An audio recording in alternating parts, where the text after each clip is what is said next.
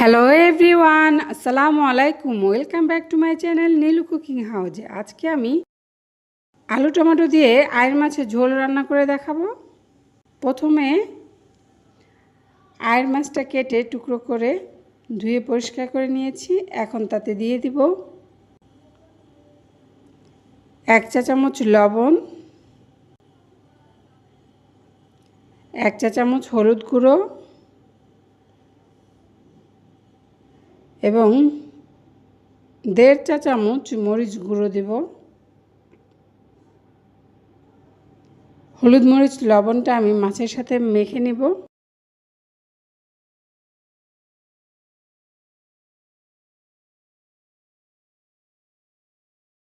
মাছটা মাখানো হয়ে গেছে, এখন আমি 20 মিনিটের জন্য রেস্টে রেখে দেব। দুটি আলু ছিলে টমেটো এবং আলু আমি ধুয়ে টুকরো করে কেটে নেব। 20 মিনিট পর গ্যাসের চুলায় একটি কড়াই বসিয়ে দিয়েছি। চুলাটি অন করে দেব। এখন কড়াইতে সরিষার তেল দিয়ে দিচ্ছি।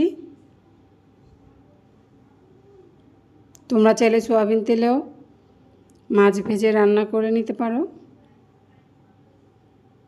তেলটা গরম হয়ে গেছে, আমি প্রথমে মাথাটা দিব আয়ের মাছের। এক এক করে সব মাছগুলো আমি ভেজে নিব।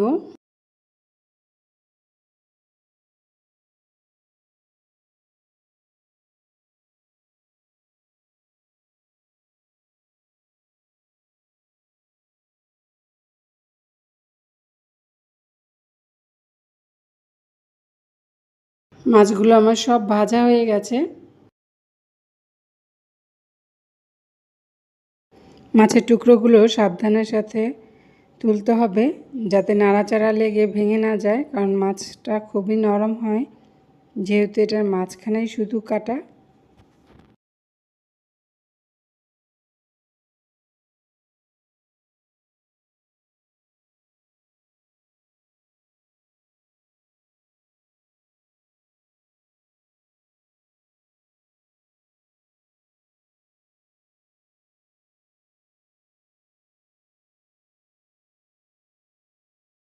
সবগুলো মাছ দেখো আমি তুলে নিয়েছি প্লেটে। আমি এই কড়াইতেই রান্না করব, তাই তেলের মধ্যে 4টি পেঁয়াজ কুচি দিয়ে দিলাম। গ্যাসের চুলাটা বন্ধ করে রেখেছিলাম, তাই চুলাটা জ্বালিয়ে দিলাম। পেঁয়াজটা হালকা ভেজে নিব।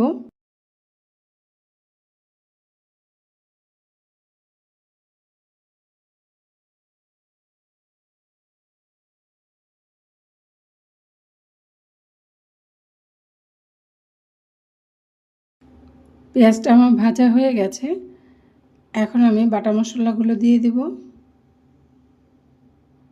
এখানে 2টি পেঁয়াজ বেটে নিয়েছি, রসুন বাটা 1 টেবিল চামচ, আদা বাটা 1 টেবিল চামচ দিয়ে দিব। আমি আদা রসুন পেঁয়াজটা একটু কষিয়ে নিব।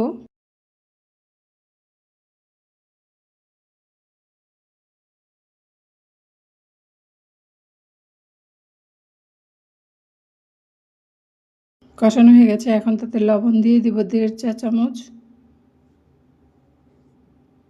হলুদ গুঁড়ো দিয়ে দিব 1 চা চামচ, মরিচ গুঁড়ো দিয়ে দিব 3 চা চামচ। ঝালটা তোমরা বাড়িয়ে কমিয়ে দিতে পারো, যারা ঝাল বেশি খাও তারা বেশি দিবে, যারা কম খাও তারা কম দেবে, তবে মাছ মাংস একটু ঝাল হলে ভালো লাগে। আমি একটু পানি দিয়ে কষাবো যাতে মশলাটা পুড়ে না যায়। এখন দিয়ে দিব ধনিয়া গুঁড়া 1/2 চা চামচ, জিরা গুঁড়া 1/2 চা চামচ,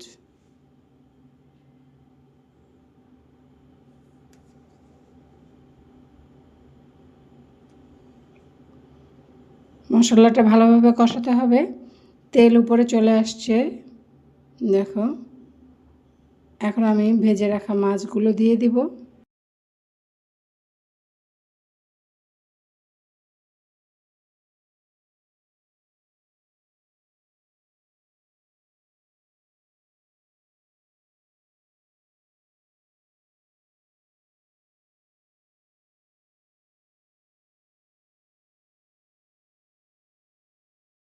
আমি পানি দিয়ে দিব, এই মগের 1 মগ পানি দিয়ে দিব। মাছটা এই পানিতেই কষাবো। মাছটা যেহেতু নরম তাই আমি শুকনো বেশি কষালাম না। ভাজা মাছটা পেঁয়াজ মশলার সাথে যদি কষাতে যেতাম তাহলে মাছটা ভেঙে টুকরো হয়ে যেত। মাছটা ঢাকনা দিয়ে ঢেকে আমি কষিয়ে নেব।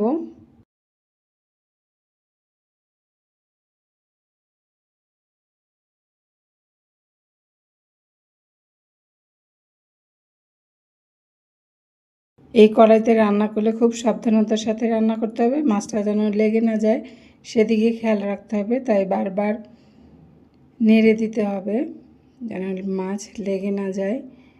আর অবশ্যই তোমরা দস্তার কড়াই পরিহার করো, সিলভারের কড়াই পরিহার করো। সিলভারের পাতিলে রান্না করা বন্ধ করে দাও, যা আমাদের শরীরের জন্য খুবই ক্ষতিকর। স্টিলের পাত্র, মাটির পাত্র, কাচের পাত্রতে ব্যবহার করার চেষ্টা করো। আমি 2টি টমেটো কুচি করে দিয়ে দিলাম। 2টি আলু চাকচাক করে কেটে নিয়েছি, তা দিয়ে দেব। মাছটা আমি নিচেই রাখবো, এগুলো জাস্ট উপরে রেখে মাছের উপর আমি বিছিয়ে দিব আলু টমেটোগুলো। মাছের ভিতরে যেন সব মশলা ভালোভাবে ঢুকে যায়, তাই আমি মাছটা এখন নাড়া দিইনি, মাছটা নিচেই রেখেছি। এবার আমি ঢাকনা দিয়ে ঢেকে দিব মাছটার ভিতরে আরও মশলা ঢোকানোর জন্য, এবং ভাপেও আলু টমেটোটা সিদ্ধ হয়ে আসবে।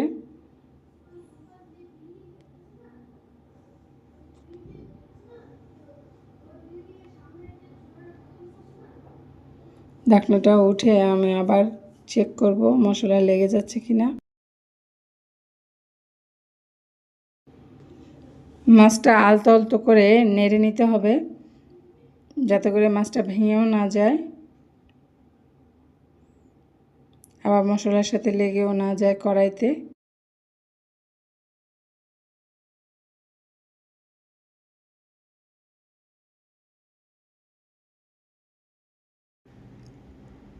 গরম পানি করে নিয়েছি 1.5 মগ, পানিটা দিয়ে দিলাম। এখন হালকা নেড়ে চেড়ে আমি ঢাকনা দিয়ে ঢেকে দিব।